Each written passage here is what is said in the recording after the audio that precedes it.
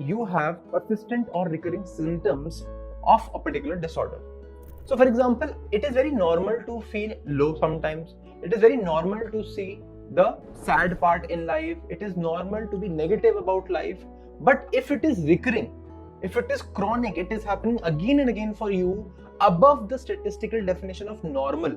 Let's say people are facing 5 times and you are facing 10 times, then we are telling you that it is a psychological disorder. Second is emotional distress. It can be anxiety, it can be sadness or fear. It is again long term. It is not short term. So it can be fear of detachment, fear of failure. If it is hampering your life, you are not able to fulfill other areas of life and responsibilities, then you are suffering from a psychological disorder. Third is disruption in social, occupational, and personal life. So you might have seen people who are depressed, they're not able to do their routine responsibilities, they're not able to bath, they're not able to talk to people, they're not able to do their work, right? So your social life is hampered. You are not able to do anything. You're not able to sustain your relationships, you're not able to work on your career and work on yourself. So that is one more condition when someone is suffering from a psychological disorder. Difficulty in coping with daily responsibilities, right? So for example, if you want to pay bills, if you want to do cleaning, if you want to do any of the household activities or your responsibilities, you are not able to do. That is causing you a problem. So that is one more characteristic of a psychological disorder.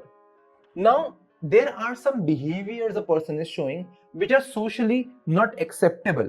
For example, someone stops wearing clothes in public. Then there can be subjective discomfort. That means according to me, I am having a discomfort which is very personal to me.